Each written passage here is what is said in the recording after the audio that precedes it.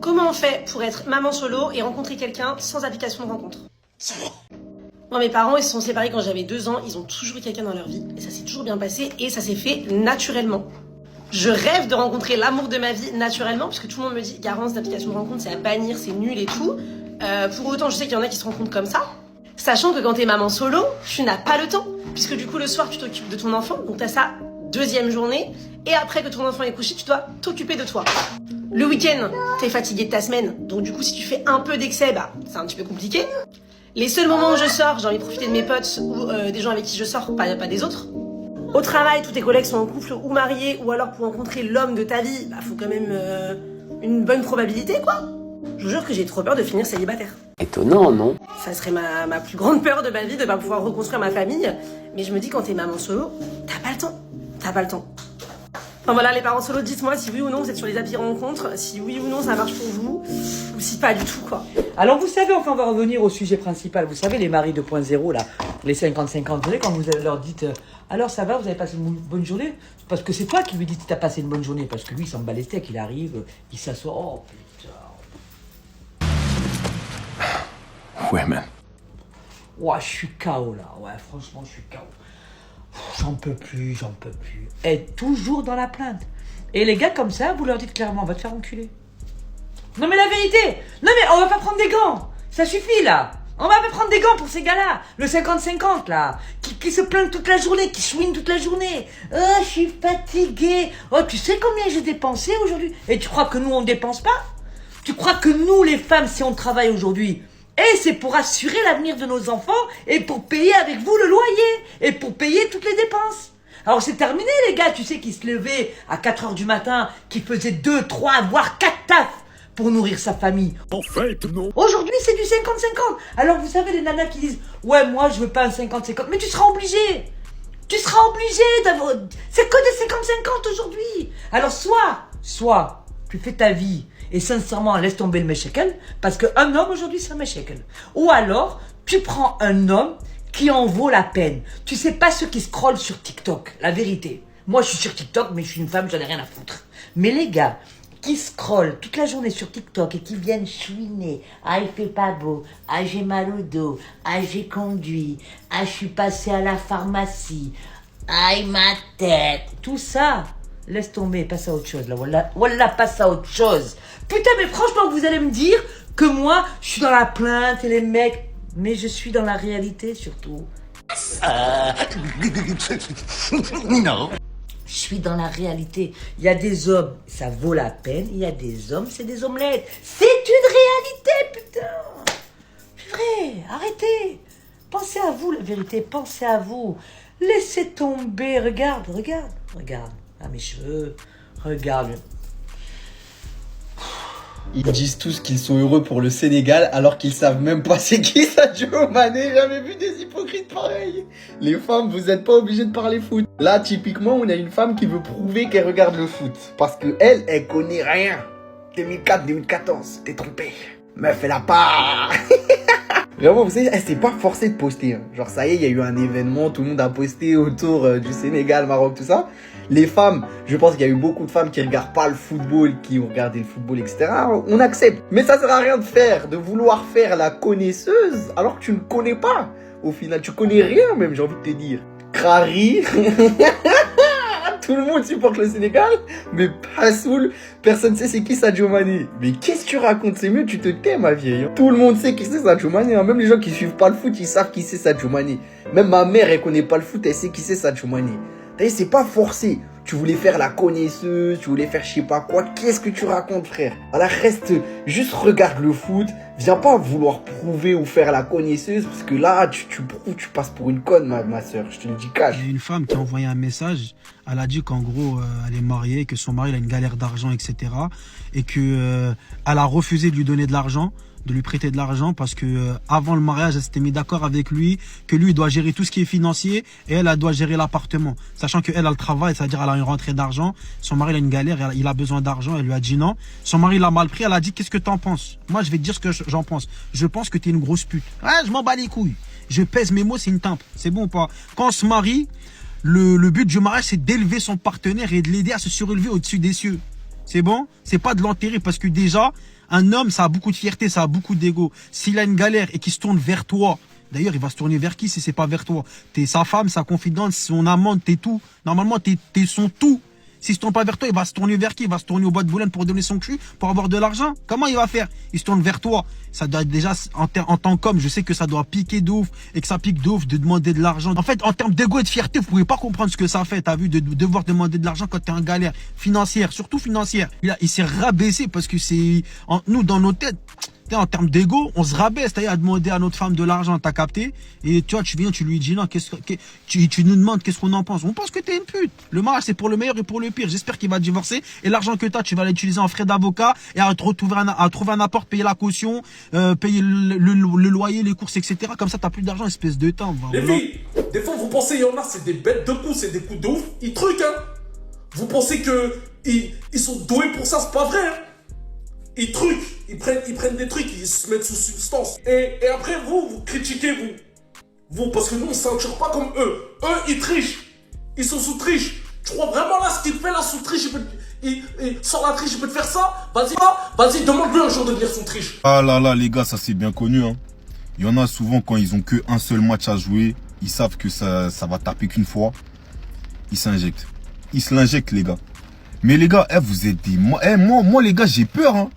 Moi, je vous promets, les gars, j'aurais peur à votre place de m'injecter ce genre de choses. Je sais pas, j'aurais peur que plus tard, il y ait un dysfonctionnement dans mon corps et tout. Je sais pas comment vous faites, les gars.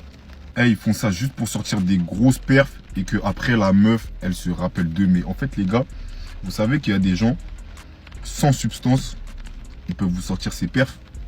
C'est-à-dire, les gars, mieux vaut arriver de manière naturelle à son but que de prendre la gueudreau, les gars. Les gars, pas besoin de la gueudreau. Pas besoin de la gueudreau, les gars. Moi, je peux comprendre que vous voulez choquer, les gars. Mais je sais pas comment t'expliquer. C'est comme un athlète de haut niveau qui se drogue. Bah, frère, il peut pas être content de sa perte parce qu'il sait que c'est pas vraiment lui. En gros, c'est pas vraiment toi qui as fait ça. T'as capté ou pas? T'as été aidé. T'as été poussé. Non. Je tiens à m'excuser d'avance pour ce que je vais dire parce que je sais que ça va dégoûter plein de gens. Donc si t'es en train de manger, je te conseille de faire une pause, t'écoutes ma vidéo et tu reprends après si t'as toujours faim. Je voulais juste vous dire que les femmes aussi peuvent avoir du smegma, plus communément appelé fromage de bœuf. En fait, je trouve qu'on pense que c'est un truc qui est réservé aux hommes, mais non, les femmes aussi sont concernées. Donc c'est blanc et pâteux, c'est pour ça que c'est assimilé au fromage et ça a une mauvaise odeur aussi, parce que du coup ça s'accumule en cas de mauvaise hygiène ou en tout cas hygiène insuffisante. Et ça va s'accumuler dans un peu toutes les petites commissures, donc entre les lèvres, mais aussi le gland du clitoris. Il a un petit capuchon, si vous n'aviez jamais remarqué. Et tu peux le soulever un peu et tu peux en retrouver aussi un peu ici, quoi. Et donc non, c'est pas du fromage, c'est une accumulation de cellules mortes, de sécrétions et il peut y avoir aussi des petits résidus d'urine du coup. De base, ça peut jouer un petit rôle protecteur, mais en vrai, il faut éviter de le laisser s'accumuler, donc en ayant une bonne hygiène, parce que du coup, c'est plein de bactéries et ça peut mener à des infections et tout, donc c'est vraiment pas ouf, quoi. Et voilà, en tout cas, vous saurez maintenant que les femmes aussi peuvent avoir ça. Et surtout, nettoyez-vous bien dans chaque petite commissure, quoi. Et je viens de tomber sur la traîne, j'ai perdu ma dignité. Je vous jure que moi, je suis la reine de ça. Genre, c'est ce qu'on va dire sur quoi j'ai perdu ma dignité, c'est hardcore. Je vais vous en citer, allez, je vais vous en citer, parce qu'il y en a trop, genre. Il y en a pas de trop. Il y en a trop. Je vais vous en citer 4, ok? J'ai perdu ma dignité le jour où j'ai appris qu'il me trompait. Et qu'il m'a dit qu'il en avait marre de me doro et qu'il voulait pouvoir doro des filles de son âge parce que j'étais trop jeune, alors que j'étais enceinte. Et que je me suis mise à genoux et que j'ai embrassé ses pieds en lui suppliant de ne pas me quitter, et que tant qu'il ne me quittait pas, je le laisserais faire ce qu'il veut. Voilà. C'est hardcore. Alors, j'ai perdu... C'est hardcore. C'est un hardcore. J'ai perdu ma dignité le jour où il a cassé son téléphone après s'être disputé avec une meuf et que j'ai pris mon argent pour aller lui prendre un abonnement avec mon argent pour lui acheter un nouvel iPhone. Alors qu'il s'était embrouillé avec une autre meuf. Alors que j'étais sa meuf. Ok. J'ai perdu ma dignité le jour où j'ai sympathisé avec une groupie qui je pensais être juste une fan, mais qu'en fait c'était une meuf qui l'avait envoyée. Et quand je me suis séparée de lui, c'est dans ses mains que j'ai pleuré. Elle est venue chez moi avec un bébé qui n'était pas le sien, et alors qu'elle continue à se faire envoyer par lui. Voilà, j'ai perdu ma dignité ce jour-là aussi, parce que c'est-à-dire que la meuf, elle savait très bien. J'ai perdu ma dignité le jour où j'ai contacté une meuf avec qui il me trompait et qu'elle m'a répondu tu veux que je fasse quoi pour toi? T'as jamais vu une femme nue? T'es pas la première qu'on trompe et t'es pas la dernière. Si je veux continuer à parler avec, je continuerai à parler avec. Ce jour-là, je me suis dit, mais qu'est-ce qu'ils m'ont envoyé? Qui m'a envoyé appeler la fille? Oh là là. Elle m'a mis un carton de jeu, j'avais pas les mots, genre. Je savais pas quoi dire. Genre, c'était trop la honte. J'ai perdu ma dignité le jour où je l'ai surpris en train de se LeBron James au salon, au téléphone, avec une ex à lui. Et que tellement j'avais peur qu'il me... Voilà. Je l'ai laissé. Et je suis retournée dormir. Alors que je savais ce qu'il était en train de faire. Ouais. J'ai perdu ma dignité le soir d'une Saint-Valentin où il m'a dit qu'il voulait qu'on sorte. J'ai mis une très belle robe, très classe, en Versace. Et que finalement on s'est retrouvé chez son cousin et qu'il était en train de bédave à la mort et qu'il s'est retrouvé dans un état second. Et que dans son état second, il m'a dit « En fait, t'es qu'une merde, je te quitte. Là, j'ai plus envie d'être avec toi. » Et que moi, tellement j'étais dépendante affective, il a décidé de m'abandonner chez son cousin que je ne connaissais absolument pas. Et il a décidé de partir. Et moi, tellement j'avais pas envie qu'il me laisse, je l'ai suivi pieds nus dehors dans la rue. Il est monté dans sa voiture. J'étais pieds nus devant la voiture. J'ai grimpé sur le capot de la voiture pour qu'il me laisse pas. Voilà. J'ai perdu ma dignité quand j'étais enceinte de 7 mois et demi et qu'il était au travail et qu'il était censé rentrer à 1h30 du matin et qu'il n'est pas rentré. Il n'y avait pas d'électricité parce qu'en étant hesse à la maison, j'avais rien, j'étais grave enceinte. Et vers 5h du matin, j'ai traversé du 14e jusqu'à Levallois-Perret en métro, claquette, pour aller faire un scandale chez son cousin. J'ai dû grimper un portail parce que c'était dans une résidence sécurisée. J'ai dû attendre que quelqu'un ouvre l'ascenseur parce que c'est des ascenseurs à base de clés pour arriver en haut et faire un scandale. Et que quand je suis arrivée là-bas, les meufs avec qui il était posé quand je l'attendais à la maison, alors qu'en fait il était avec ces meufs-là chez son cousin, elles s'étaient barrées, donc j'avais personne avec qui me battre. Voilà. J'étais grave enceinte et je me rappellerai toujours que j'ai grimpé un portail parce que j'avais vu sur Snap qu'elle était avec des meufs chez son cousin au lieu de rentrer à la maison. Je fréquente quelqu'un depuis peu et là en fait les mauvais traits de mon trouble borderline c'est en train de ressortir. Maintenant je le garde pour moi, je le montre pas, mais moi en fait c'est en train de me péter mon crâne, tu vois. Genre en fait ça fait 1 mois qu'on se fréquente, donc c'est rien du tout, ça faisait très longtemps que j'avais fréquenté personne, mais du coup là en 1 mois il a suffi de 1 mois pour que ça devienne ma favorite personne et ça me saoule. Voilà, c'est quelqu'un maintenant qui peut faire le beau temps et la pluie dans mon cerveau, j'ai pas de nouvelles, je suis pas bien. Et je peux pas, je regarde le score Snap, quand ça monte je pète un câble, alors que en soi ça se passe bien, genre on sort, on n'est pas dans la cachette, il est là, enfin genre je sais pas, il a des attentions et tout, enfin bref tout se passe bien, mais je sais pas, moi j'arrive pas, ça y est c'est devenu vraiment ma favorite personne, et ce qui fait que je veux toujours faire en sorte qu'il aille bien, qu'il soit bien, qu'il manque de rien, limite à le materner, c'est vraiment un truc qui me saoule. Et en fait le truc c'est que voilà, comme je disais, genre je regarde juste le score Snap monter et je pète un plomb dans mon crâne, je peux pas lui dire, mais je pète un câble, je me dis avec qui il est, qu'est-ce qu'il fait, il envoie tes snaps à qui, pourquoi moi il m'envoie pas de snap, mais là lui son score il est en train de monter et tout, ça me saoule, alors que j'ai vu à qui il parle, tu vois, mais bon après c'est vrai que j'ai à m'en faire et tout, mais en même temps on se doit rien, ça fait 1 mois, et vas-y en fait ça me gave, ça me saoule d'être comme ça, parce que là en fait en fait j'ai envie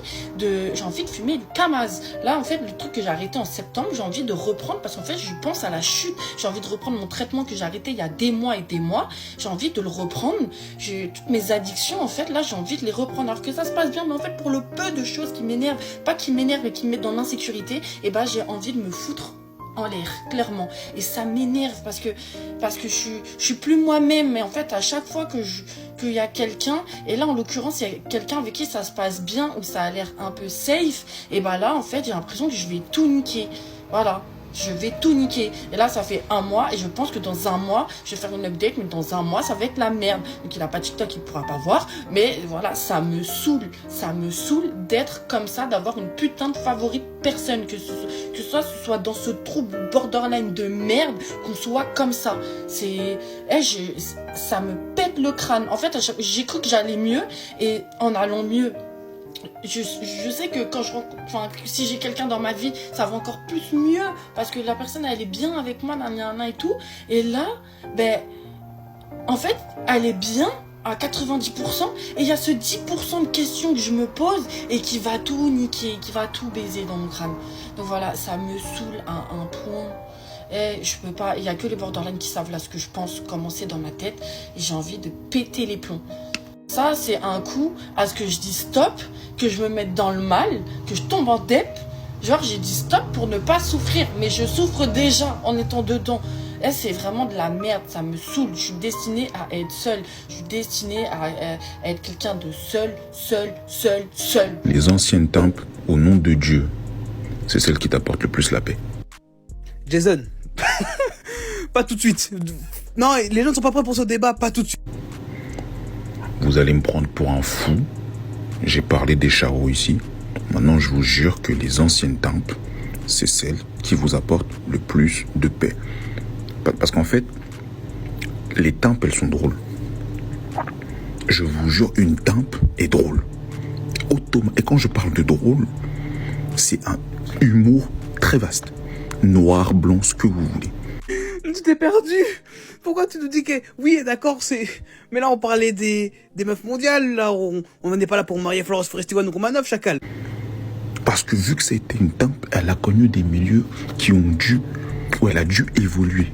Elle a dû être obligée d'être drôle. Une ancienne temple, c'est drôle.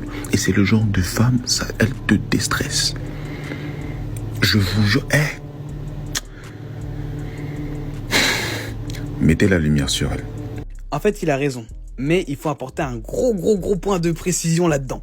Les meufs mondiales qui se sont réellement rangées peuvent apporter la paix. Et j'insiste sur le réellement. Pourquoi ? Parce qu'il y a des meufs, comme les gars, c'est pareil dans les deux cas, qui te font croire qu'ils se sont rangés, alors qu'en fait, ils ne le sont pas du tout. Qu'ils ont 2-3 dossiers sur le tech et que mentalement, ils ne sont pas prêts. Parce que si mentalement, ils ne sont pas prêts et qu'ils te font croire et qu'il y a une embrouille pour X ou Y, ils redeviennent les fous de la gare qu'ils étaient avant. Les meufs mondiales, les mecs mondiaux, les charros, les temples, ce que tu veux. Et c'est ça qui est très dangereux.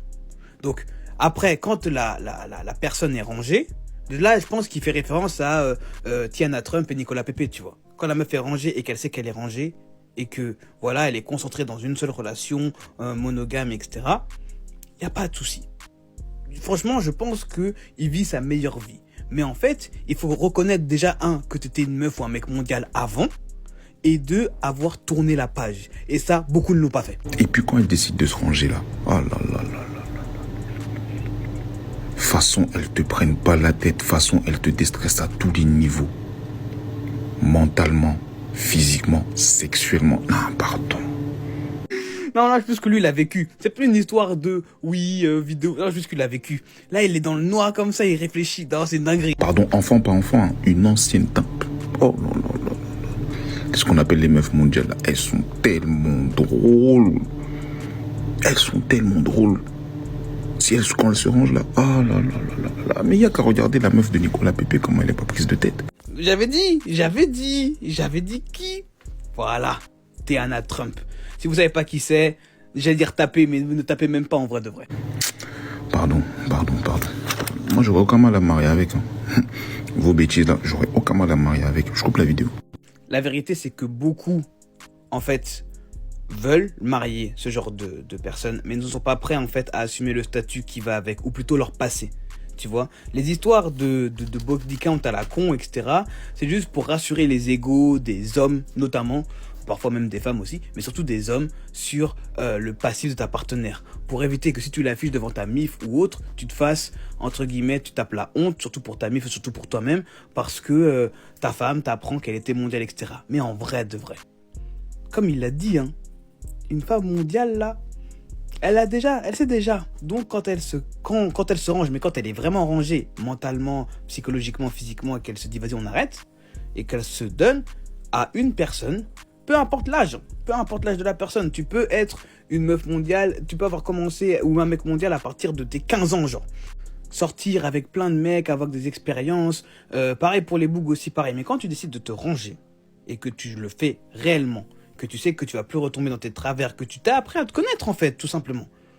Et ben ouais, tu deviens une personne avec l'expérience, la maturité, la justesse et la sincérité d'esprit, et tu connais l'être humain. Tu connais l'être humain, tu l'as vu dans tous ses états. Donc ouais. Malheureusement, le problème, c'est qu'il y en a beaucoup qui sont pas capables d'assumer le passé. Mais ce que Nicolas Pepe est en train de faire et de montrer, notamment avec la vidéo de Just Riyad, là, c'est en train d'éveiller les consciences et les boucs commencent à...